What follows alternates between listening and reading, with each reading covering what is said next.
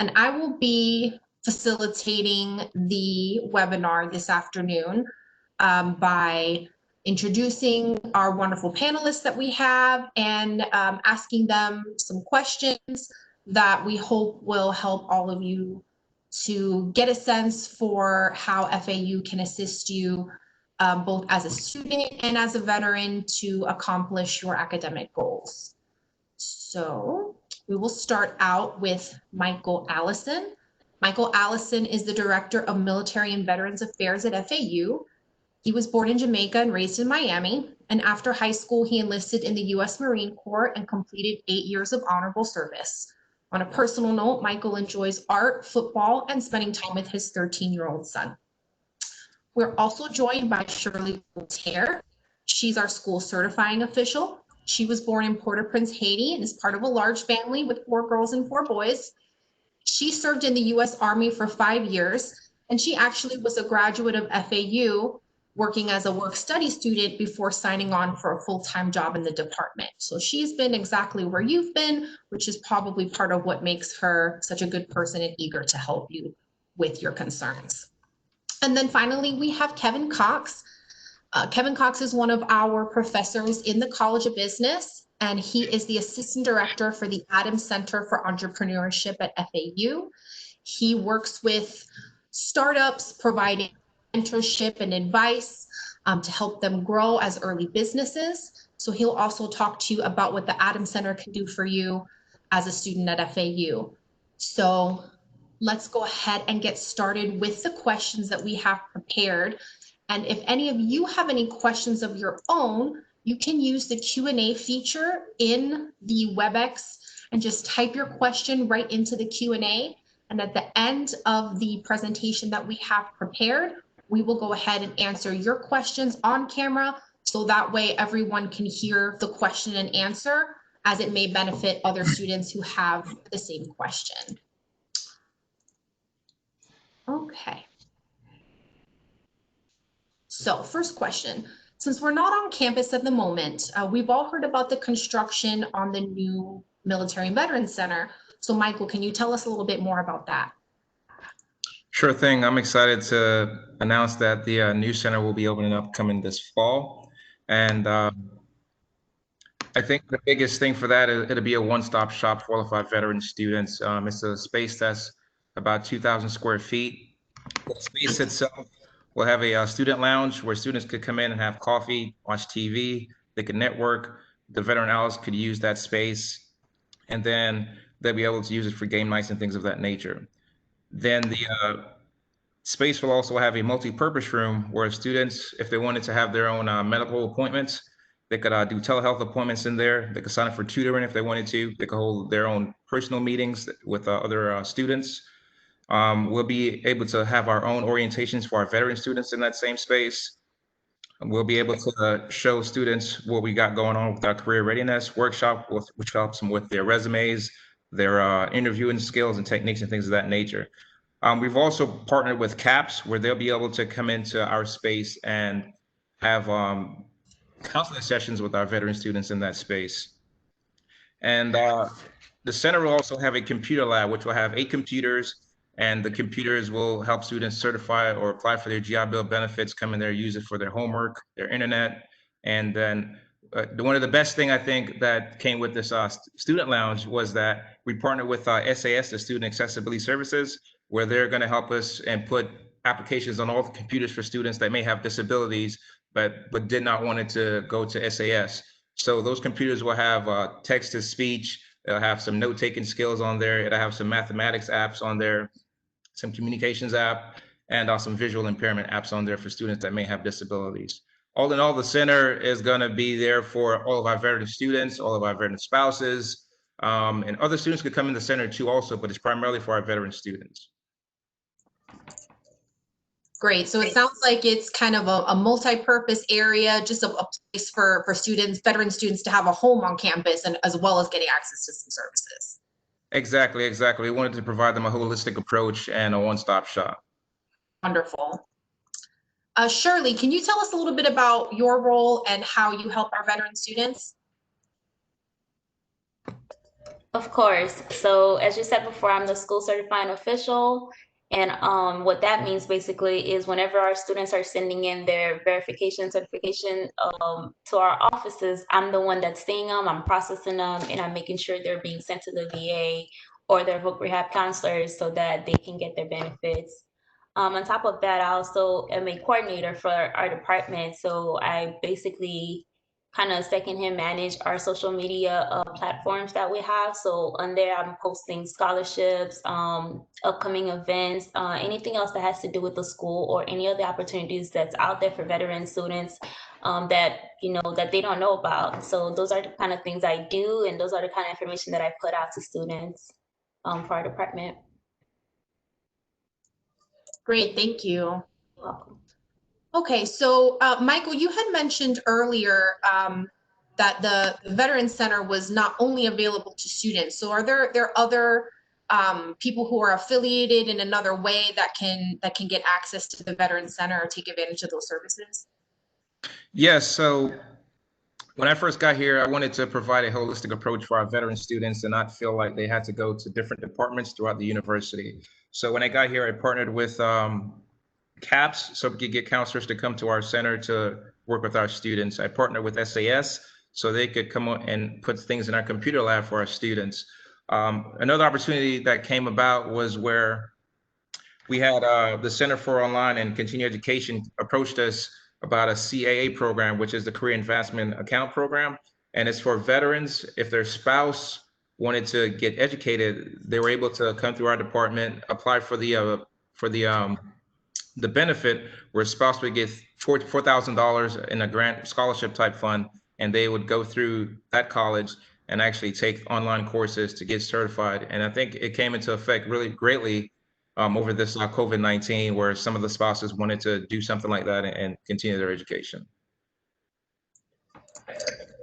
That sounds great. What about the children? Are there any services for them? Sure. So we provide GI Bill benefits for dependents, and I could let Shirley speak to that also.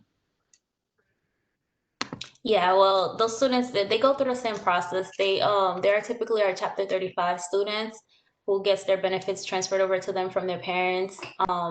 So like I said, they go through the same process, but their tuitions and stuff is processed differently with their voc counselors and stuff. So yeah, so that's what's there for them. So if their parents had benefits prior to, they can get those transferred over for their education. Okay, great. So I have a question for Kevin. Can you tell us a little bit about what the College of Business and what the Adams Center, how you work with veterans and some of the opportunities that are available? Sure.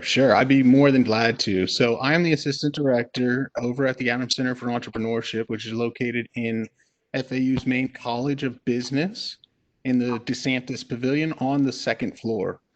Now, we don't have a cool new building or lots of physical resources like Michael's building over there. Very jealous of that. Actually, a really, really cool space. I mean, the stuff you can do there, that's amazing.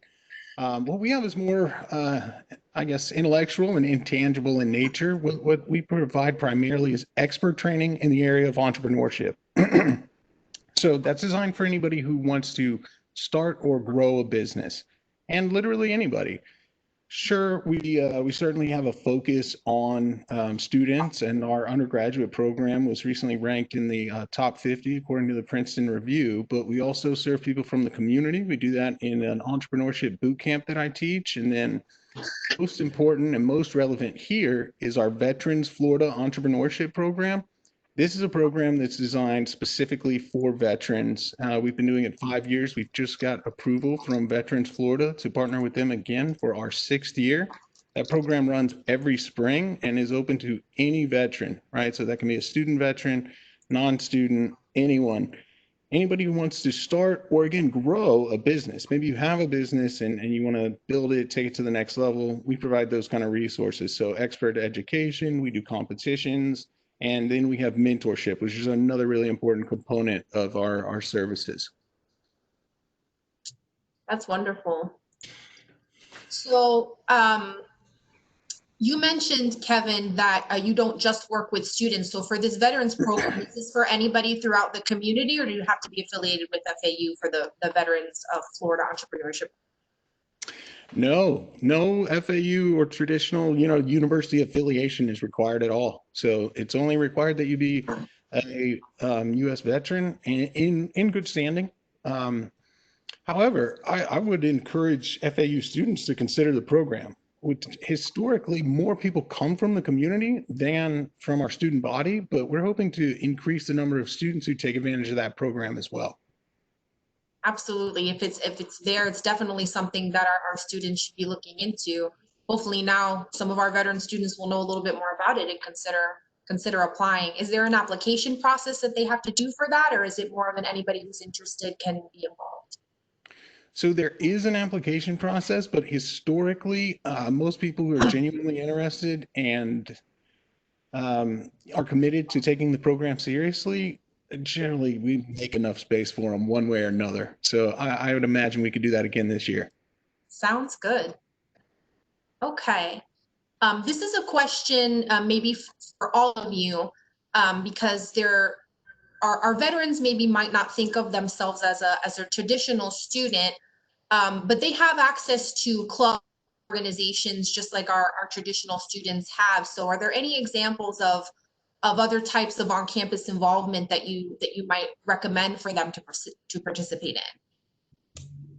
So for the veterans, we have the Veteran Owls organization, and they primarily help do things on campus or outside of campus for our veteran students and try to get them involved. So they'll have activities where it's military appreciation games where veterans get recognized at halftime, get to be a coach for the day or something like that. They'll also take them on trips quarterly to swim with the dolphins for veterans that may struggle with some mental health issues and things like that, or some equine training, that sort of thing. So they have opportunities, and they are here on campus. So if you want to check them out, check out the Veteran Owls and join that club. Anyone else? Yeah, not necessarily just for students, but being that I focus in early stage startups and business ownerships, there are a number of things that veteran business owners or would-be business owners or potential business owners who are veterans should know. More than I could talk about here, but just as one example, if they were to go into some type of contracting, right? So say federal, state, or even local kind of government contracting, right? They have a business that's B2G, business to government, which can be very lucrative and successful. There's a lot of stipulations involved as well, but there are things called set-asides. They're set aside for minority business owners, and that includes set-asides for service disabled veterans. And those can be really great opportunities to pursue some of those contracts and have a unique advantage, particularly if you are an underserved community, a minority, and a service disabled veteran. You can combine those things and really go after a lot of opportunities. And that's just one of a number of things that are unique opportunities for veterans who own businesses. Shirley, did you have anything to add? No, I think Michael already mentioned it. Okay, perfect. Okay. So Shirley, I do have a question for you in terms of, we talked about a little bit about getting involved outside the classroom, but obviously we know at least priority one is for students to make sure that they're taking the classes that they need and that they're registering on time and in the proper way. So what should they be looking for when they register to ensure that they are getting their maximum benefits? So many students are looking for classes to be considered in person by the VA. So what should they be looking for so that they're registered in the proper way? Well, as you mentioned, with the turnaround of everything going on right now, the in-person attribute is what majority of the students needs to be looking for. So currently with COVID and all the classes going online, we've been telling the students, hey, to go ahead, register. And when you are registering, to click on that attribute tab and make sure it says in person, because the tuition benefits that you would get if you were registered in all online classes makes a significant difference if you actually have one class that is in person. So I think Michael had mentioned it. He said it's like a $800 to $300 difference. So that's very extreme in what, you know, students would get in benefits. So if you are a student and you're trying to be a full-time student with the upcoming fall, and lo and behold, you know, things stays the way they are as the summer. So they go ahead and register, and they register for all online classes, they're gonna see that decrease in their payments because they lack that in-person class that they needed to actually meet the requirements. So that's the one thing I would say right now that's changing the whole processing, is the fact that students are not paying attention, and then they're surprised when their payments are coming and it's short or, you know, less than what they usually get. So yeah, it's basically that originally in person is the air quotation marks that I'm gonna put in that, originally in person, and then at the end there is gonna put they're gonna have the campus next to it, which is also a significant factor that plays into their payment as well, because recently we just went into certifying students based on the campuses that they are attending their classes. So again, if majority of your classes are in Boca, your payment is going to be made according to the Boca rate. So if you're all in Jupiter, Davie, etc., then it's going to be like that. So students might be getting multiple certifications, and they're wondering why. And the thing is, right now for the summer, we have different dates. So summer 1, 2, and 3, those are all different states. So that's number one reason why you're probably seeing different confirmations. And number two is if you're taking classes on different campuses. So you can be taking all summer 1 classes from, I believe, 5/16 all the way to August 11. You could be taking all summer 1 classes, but if you have 1 class that's in Jupiter and 1 class in Davie, you're going to end up with 3 different confirmation, and that's because you have classes in different campuses. So those play different roles as well. So it's the campus, the attributes, and of course your rate. So making sure you're full-time and what qualifies you as a full-time student, and within the different chapters.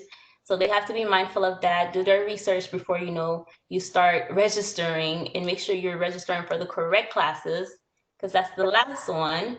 If you are taking a class that is not that is not compliant to your program, we cannot certify you for that class, meaning the VA will not pay you. They will not pay your tuition for that class. So it's going to have to come out of pocket for you. So again, like, get with your advisors, make sure you're enrolled in all the classes. As a student myself, that's what I used to do every semester. Register for my classes, screenshot, send it to my advisor, and she'd tell me, hey, you don't need this. Get out of it. You don't need it, because now you're wasting time and you're wasting money. So certain things. I would like to add to that. So the Culinary Act was signed, and up until December 7th for veteran students to get the courses. So if you were taking a class that was in face-to-face and it was converted to being remote, it was approved up until December 7th, if I'm not mistaken. But if that's extended based on how COVID goes, then that is yet to be determined. But that's the biggest thing with what we're dealing with right now. So what we want for students to know is, when fall semester opens up for us to put the VCR online for students to apply, they just need to make sure they pay attention to know what they're signing up for, so they have the correct attributes. Because like Shirley mentioned, the figures depends on what location you're taking your classes at. So if you're taking all your classes online, it's somewhere around $800. But if you're taking them at our various locations, then it could go all the way from $2,100 to $2,300 to $2,400 or something like that. So it's behoove of the students to actually pay attention to those types of things, so if they want to get paid accordingly. And then as an academic advisor, I'll add myself that registering for classes early is so important, because I think we speak to students every day who don't realize that summer and fall registration happens at the same time. So summer and fall registration actually begins together at the end of March. So it's kind of 2 different departments here that you want to make sure you're coordinating with. Me and my colleagues, who you want to speak with us in February to make sure that you have all the right classes. And it sounds like it's so far in advance to talk to us in February about things happening in August, but that's the right time to talk to us, so we can make sure you have your right classes for summer and fall. And then at the end of March, you register for them, following the guidance that Shirley and Michael just provided of what you should be looking for. So that way you have both your academic issues and your financial issues, everything all in sync, so that it can work out best for you and for your benefits. Yeah. Okay, now speaking of other financial issues, Michael, are there any scholarship opportunities available that are specifically for military and veteran students, or maybe even work study opportunities? I know Shirley did a work study program, so can you tell us more about those type of options?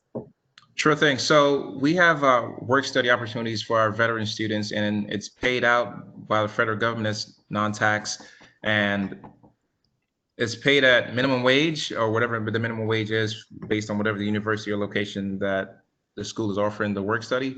And we curtail your schedule around your school schedule. So if you say you could work Monday, Tuesday, Wednesday, and not so and so forth, then we'll go ahead and accommodate you that way, and then get you paid for that. Roughly, if a student was to fulfill their agreement, they could make close to about $3,000 per semester when they sign up, and that's extra funds added to whatever they already are making during like school hours. Our business hours are Monday through Friday, 8 to 5. So within that time frame, that's when they're working. So we're not asking them to really work Saturday or after night or anything. So that's there for them if they wanted to apply and come on aboard. We actually will be looking to hire work studies this fall semester as we open up the new center. So we look forward to that. What kind of tasks do you have them doing as a work study student? Would it be basically like office tasks, or what would they be doing? So we have several tasks that they can assist on. Primarily, the way the center is set up, we would need someone to assist at the front desk to greet students, welcome students, and they have to be fully knowledgeable of what goes on in the center in regards to like accommodating the students and helping them navigate throughout the center. The next thing is that we do hire work studies that could help certifying Shirley, so they could learn about how we certify students, so they could understand like really what it takes to certify a student and what it takes. So that's something we could train a student to do, and we could lead them all the way up to like prepping it, but they would never be able to submit it because we need to verify that information before it actually goes into the Department of Veterans Affairs. That's probably the two of the biggest things that we ask work studies to help us with. The other opportunities that students may have is we're having a GAP scholarship coming online in fall, and that'll assist students with somewhere between $250 up to $2,000 per semester if a student needs funds for emergency funds or something to help with the gap of their funds for their tuition and so on.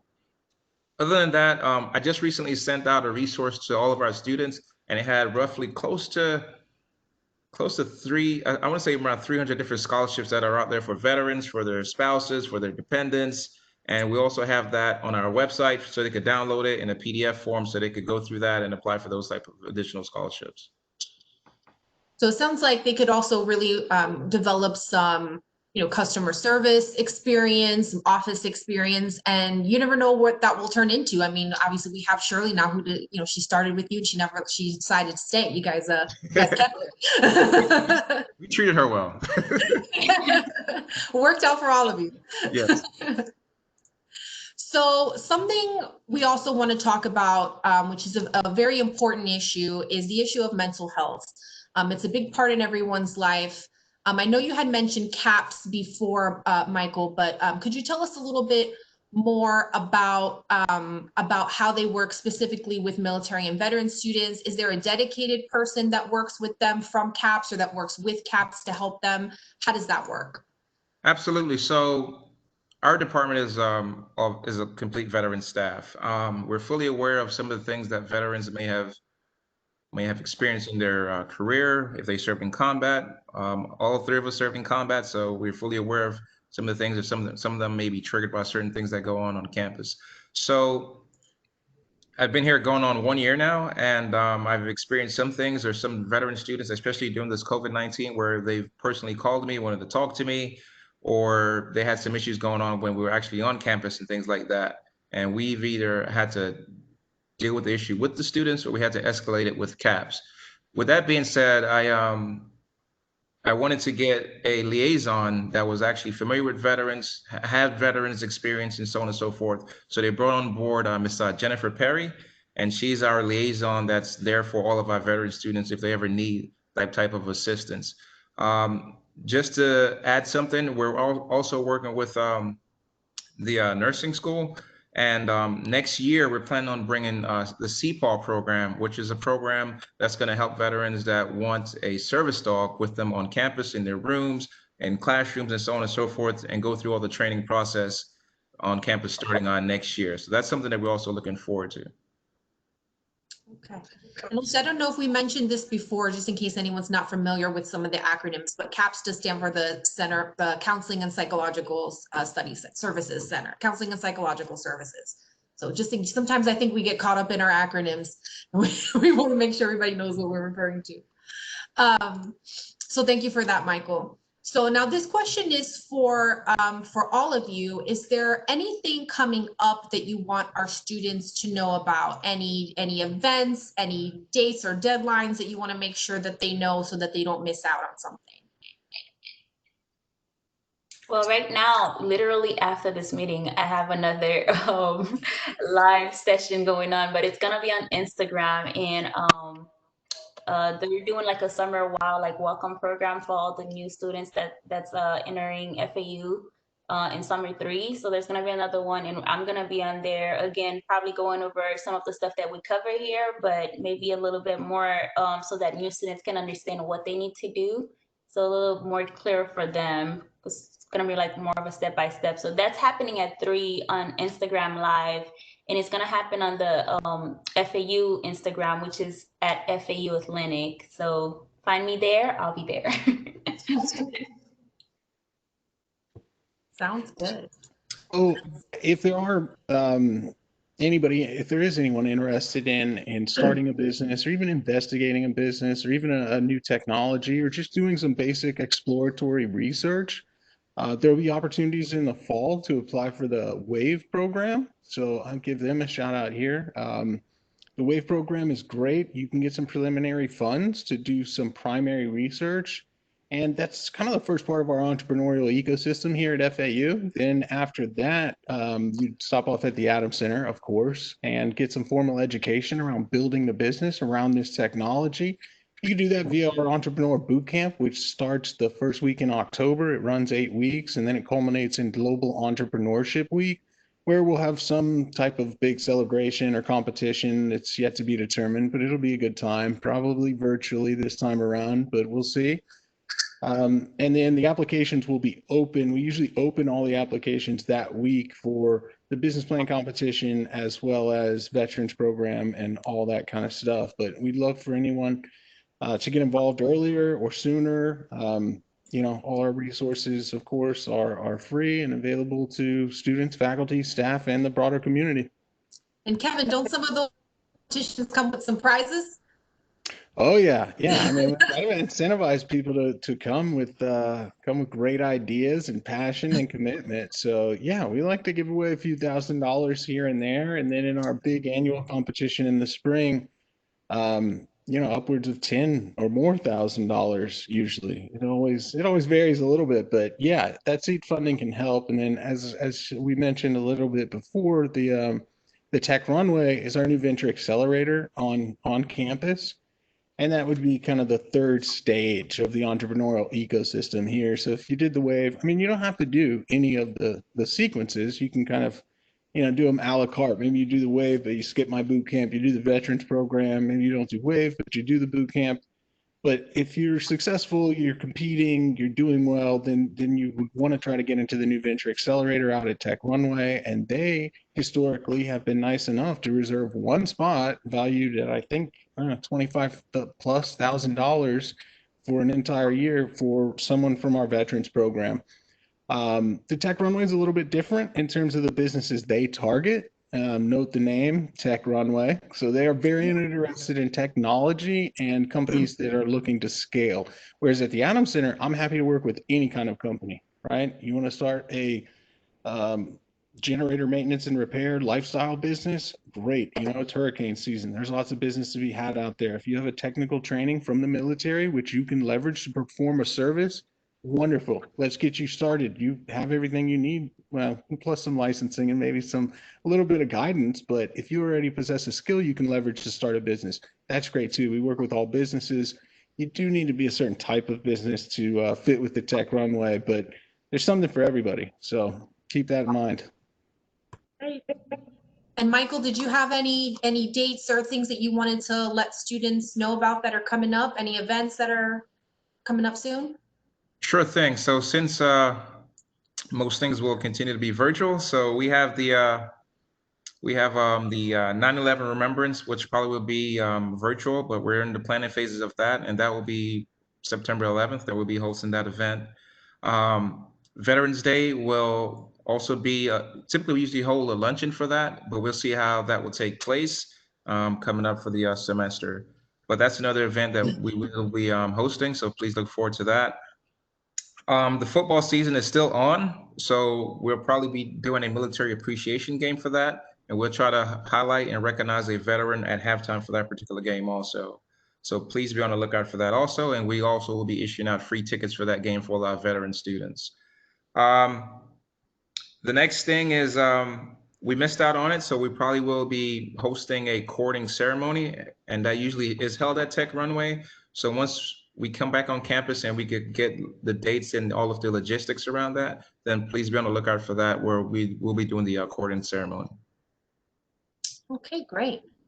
So now I want to touch a little bit more on employment, because obviously Kevin's been talking to us a lot about entrepreneurship and growing your own business, but is there anything else you can tell our veteran students about job opportunities that are available for them or services that we provide to help them find those? I'd say for me, I use the social media platform to post a lot of those job opportunities, especially now with COVID going on and a lot of people being out of work. Where can they follow you, Shirley? What should they be looking for? Facebook, Instagram? What are you looking for? At what? So I have multiple handles. So first one is gonna be for Instagram and Twitter. It's at FAU _ MVSSC. So those two are the same for FAU and for Instagram and Twitter, excuse me. And then for Facebook, it's at FAU Veterans. And then we're also on LinkedIn, which is Military and Veteran Student Success Center. So we're on all of those platforms, and if you're looking for us and you're writing out the whole entire name of our office or anything like that, or you're abbreviating it, you'll be able to find us. I get a lot of emails in our veterans emails of job opportunities. I have one this morning that these people are looking for veteran students and they're looking for veterans to like give them these opportunities. So I'm posting all of this stuff online for them to find, because normally I know if I send out an email, it'll probably get looked at, but you're scrolling through social media every single day. So if you need these opportunities, that's where I'm gonna post them for you, as well as a lot of scholarships that are like, if they're not currently listed in our PDF, because I'm still getting those in the emails as well. And once we've vetted those, of course, we'll post those on there for students as well. And I got one this morning as well that was for business students. So I know that's like Kevin's route. But they're asking, hey, small business owners, veteran students, hey, $2,000. This is what we have right now, and we're trying to give it to you. So come get it. Yes, everything helps. So they're all out there, and they're sending them out. So if it's not already on our website, the social media platform is definitely where you're gonna find it. And if students are looking, they can definitely email us as well. And whatever we have, we'll try and connect them with the right personnel. Wonderful. So definitely follow Shirley, follow FAU Veterans. She's out there posting for you guys. So that's the best way for you to stay in touch and stay in the loop and know what's going on. Can they contact you that way? Do you prefer to be contacted by email? If they contact you on social media, do you get those messages? What's the best way they can get in touch?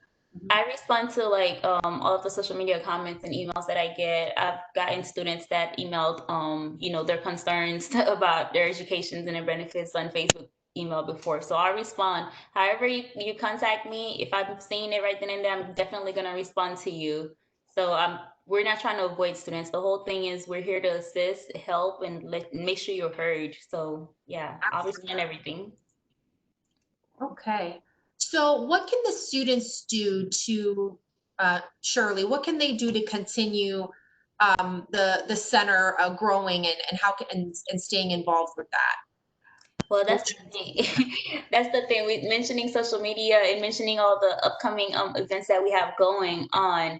The thing is, we'll plan these events and we'll have them made available for all of our students. Yet, we'll have like a little bit of participation. So we're trying to grow our program. We're trying to get involved and create that community for the students. So with them getting involved with us and getting involved with the school, that's like the best way to basically motivate us and motivate them as well. So for us to continue in the route that we're going. And of course, if they have ideas, a lot of students want to do things, but yet they're scared to come in. So that's part of the communicating portion. So just being involved with us and letting us know what it is you want to see, like how can we better assist and serve you? Because we're here for them and we're trying to make sure you're getting what you want. So yeah, just participating in our events, I guess contacting us and letting us know what it is you want us to do for you, or like what kind of events you would like us to do for you, or you would like to see on our platforms. So yeah, that's basically it. Just participate. So we want to create, an open communication between the folks in the Veterans Center and between you all as the students, because as Shirley's been saying, they are here to support you. So the more that you participate with them, the more they can curtail what they're trying to offer to what it is that you're interested in and what your needs are. As I mentioned earlier, as advisors, we're also here for you on the academic side, to make sure that you know exactly what classes that you're supposed to be taking, so that you're using your time and your money and your benefits efficiently to help you to get to that next step. So a lot of times, I'm sure my colleagues will say the same. We'll have students that will tell us after the fact that they didn't know they had an opportunity, or they didn't know there was an option, or they had a problem, they weren't sure what to do. We can provide you all the options in the world, but you have to reach out to us. So just know that we're all here for you, to help you any way that we can, in different ways, but all to provide help to you. So before we ask our participants if they have any particular questions, is there anything else from all three of you that you wanted to add? I'll start with Michael. Michael, was there anything else that you wanted to add that you think our veteran students should know? Sure thing. So two things. One is going back to your previous question about career. So since I've got here, I wanted to work on a program to help veteran students whenever they transition out of the service and come into the university, and then actually trying to find their career path. So we created the side-by-side program, which will be launched in the fall semester. And it's to help students that are transitioning into university with all of their resume writing, their networking, their interview preparation. That's also in collaborations with the Career Center also, but it's curtailed to our veteran students. And then towards the end of their career at FAU, we worked with a group that's willing to help students with their suits. So like for your job interviews and stuff like that, that's something that they were willing to say, hey, if a student is going for a job interview, we're going to offer them a free suit. So that's something that we are looking to launch come this fall. Lastly, I just wanted to add if Kelly could put up the renditions of what I was speaking about, so the students could see, or the participants could see what the center will actually looks like.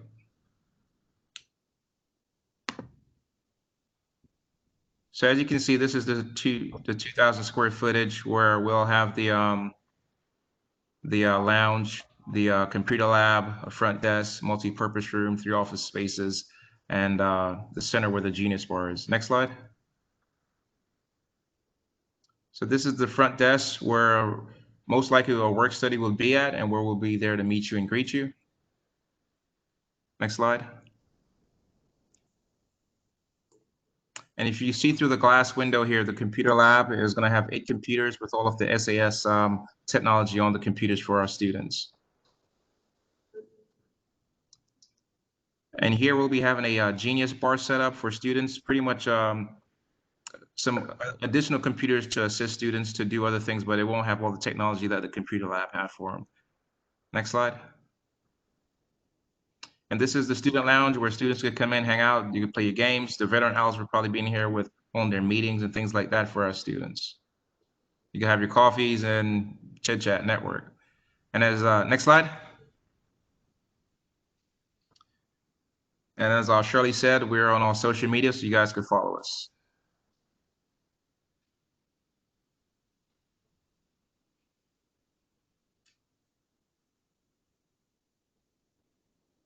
Shirley, was there anything else you wanted to add that our students should know? No, I think that was it for me. I covered all the bases. Veterans at FAU.edu. If you have any more questions after we leave this panels and you want to get them addressed directly to our department. Other than that, that's it for me. And Kevin, did you have anything else you wanted to add? Yeah, I mean, I just had some more kind of just really general advice from my perspective. I know we've already got a question in there about jobs and opportunities like that and all that type of stuff, especially in the impending economy. I would just encourage all the veteran students to get involved in one way or another. You know, if you do want to start a business or you like new technology or startups, then sure, yeah, the Adams Center. But if that's not it, there's something on this campus for you. And it sounds like the Veterans Center is a great place to start, where you can get introduced to all the other resources, whatever you're interested in, you're passionate about, get involved. And I know it can be tough, potentially maybe even more so for this population. I'm not sure about our traditional students, but the veterans I work with tend to be a little bit older and tend to have a few more responsibilities than your traditional undergrad or even graduate students in terms of family, bills, you know, real kind of adult life stuff. So it can be hard to say, you know, this is a voluntary club or a voluntary organization or something I don't necessarily have to do. Maybe I just go to my classes and do my thing and that's it. But you've really got to get out there and make some connections and do some networks and networking. And the veterans community, which I've witnessed, is a really great place to start. That in a combination with, again, whatever else you might be interested in. So I'd encourage everyone to do that. Great. And then one thing I just wanted to add before we open up to any questions that you all students might have is that even though we did have a discussion about offering classes in the different formats, and if you're taking in-person classes or you're relying on that money to make sure that you're choosing the correct class, some of you might actually be going in a different direction where you're not sure necessarily where you're going to be physically located in the near future, and you need a program that can move with you. And in that case, you might want to consider our online programs. Not everyone necessarily is aware, but the College of Business does offer 4 fully online degree programs in management, marketing, accounting, and hospitality.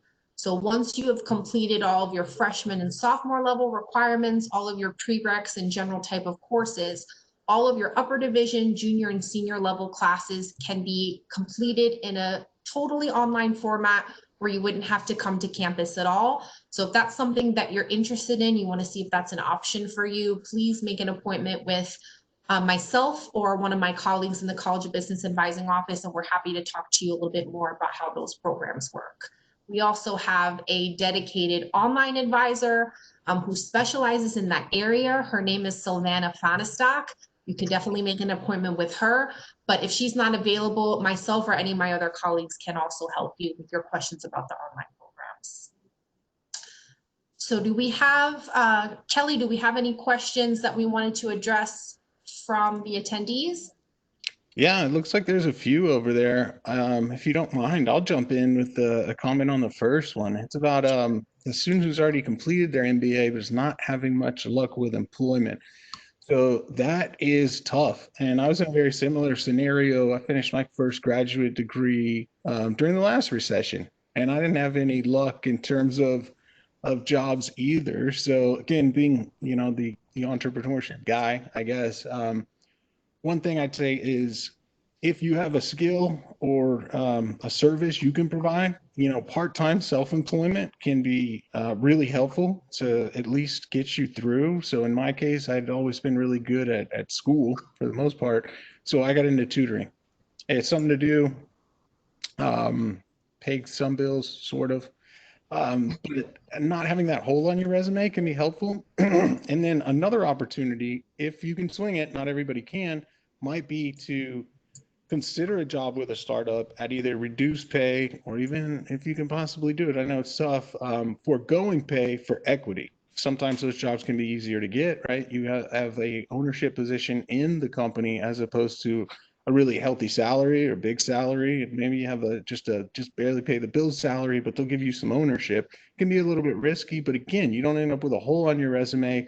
You have something to do. The economy is tough right now, but those are just a couple ideas. Okay, great. Did anybody have anything else they wanted to add to that? Okay. There was a question here that I think was directed towards Shirley, just to confirm, because she mentioned a lot that she's been posting on social media. Do you also email the students as well, or do you just mostly post those job opportunities on social?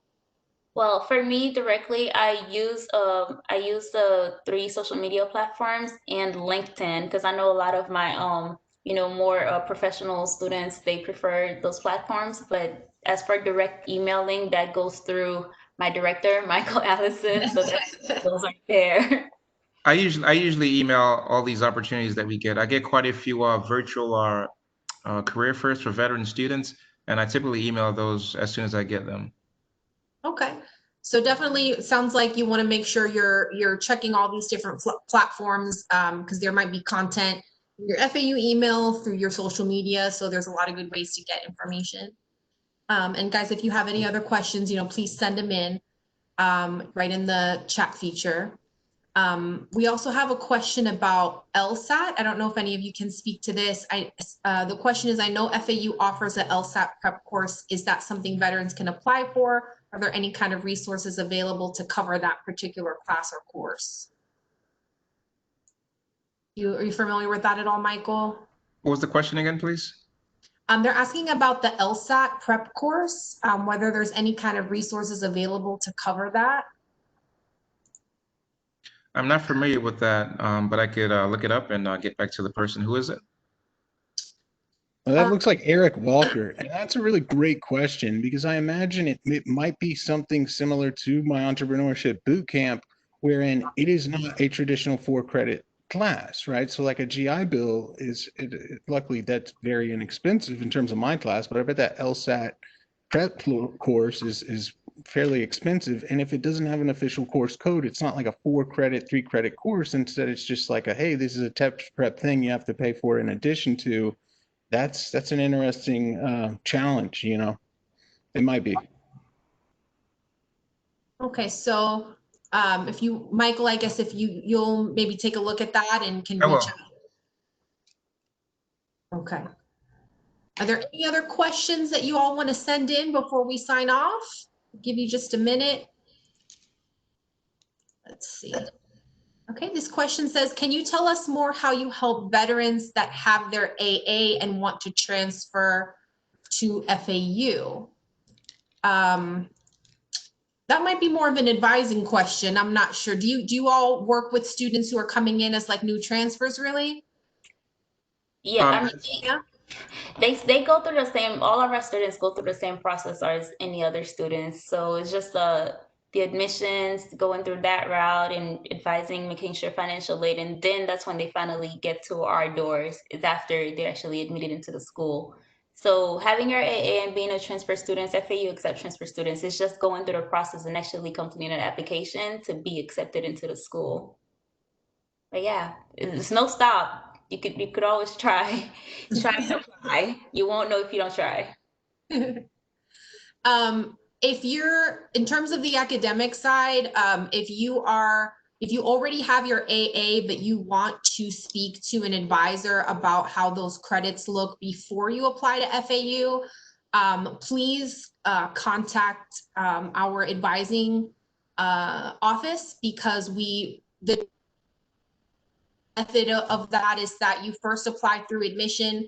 Then once you're accepted, you'll have an advising person. That's when we review all of your credits. But we do sometimes have students that want to speak with us prior to applying to see how those credits are going to transfer in to aid their decision making and decide if FAU is the right place for them. So you definitely can reach out to our advising office and we can set you up with an advising meeting ahead of time. just email us at COB, as in College of Business Advising, cobadvising@fau.edu. And in terms of the academic side, we can definitely talk to you about that. Next question we have is, I'm interested in pursuing my MBA after completing my bachelor's in the sports management program. Is there anyone I can speak to about that? We do have graduate advisors in the executive education program that would be happy to talk to you about that. I don't know a specific contact. I don't know if Kelly or Kevin, if you might know a specific person over there, but I do know they can speak with someone in executive programs. Yeah, graduate advising and executive programs is the place to go. They can get all the information right there. That's a great program to strive for. If they're talking about, I'm not sure if they mean they're doing an undergrad. That's Rocky, I guess. Rocky, I'm not sure if you're doing an undergrad in sports management and then just a traditional MBA, but we have a lot of different options in terms of an MBA. Or if you want to continue pursuing your sports management degree and doing a master's degree specifically in sport management, which I'd encourage you to consider, as it's generally ranked one of like the top 5 programs in the country and pretty high around the world. So that's a great program. With that said, in addition to talking to graduate advising, keep that GPA up. All right, perform good in your undergrad through 2021, and then you'll be in great shape. So Rocky, I'm going to copy paste into here the phone number for the executive into the chat so that you can contact them if you have any questions about the MBA program in sports management. They'd be happy to help.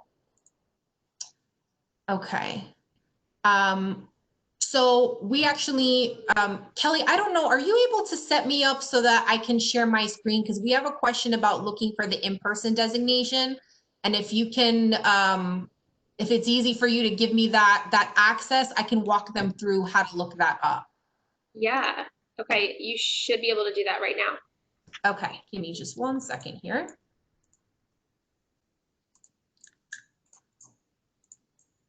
Sorry. So actually, Kelly, I want to share just an application, just so I can just share the like the web browser. You should be able to share anything that's open on your computer. No? Not giving me the option on the share tab. If you want to, I can walk you through how to do it if you want to share it on your end. Yes. Yeah, absolutely. Okay. If you open up your browser and you just type in FAU searchable schedule.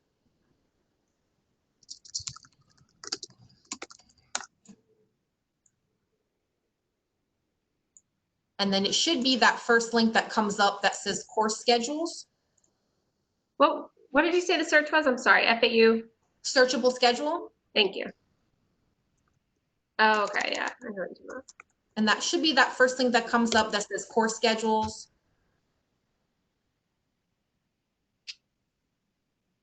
Yep. Did it come up? Uh-huh. And then if you click on the one that has a little magnifying glass that says searchable schedule. Yeah, right there on the, yep. Okay. So this is just, folks, this is just kind of the public way to look at a search if you're not logged in as a student. Obviously, you'd want to log in through your student account. But Kelly, if you just go ahead and select fall 20, and then I'm just going to give you an example course to search for. So let's say you're searching for marketing strategy. So in the subject, type MAR, click on it, and then 4803. And then click search. And then go ahead and click on, for the first class, click on the title of the course. So when you click on the title of any course, this is how you get more information about the class. It'll give you a lot of different info as you see on the tabs on the side. What Shirley's referring to is the attributes tab. So Kelly, if you could go ahead and click on that. So if you look at this one, you'll see on this tab, it actually says in person right on the tab. So that's how you'll know if the class for VA and benefits purposes is going to be considered an in-person class, even though currently it's an online class due to the pandemic. Exactly. And then like at the end of that, don't forget the campus as well. It says BOCA. So when we certify, it's gonna be under the BOCA facility code. So if it was Davie, it would say Davie on that as well. Right. Perfect. Does anybody else have any questions before we sign off? Going once, going twice? Well, I just want to thank Kelly and Tanya and you, Chelsea, for moderating and setting this whole thing up and inviting me to pop on and share a little bit of information about my entrepreneurship program. And it's really great to have Michael and learn more about the veterans opportunities. Hopefully more people take advantage of them. Sounds like some really great resources. Thank you, Kelly. Those sentiments. Thank you. Thank you, Michael. Thank you, Shirley, for being with us. And thank you to all the students for your time and attention today. Please reach out to any of us, any of our departments, if you have more questions, or if there's any other ways that we can help you. And have a great holiday weekend. Bye-bye. Same. Thank you. Thank you. Bye-bye.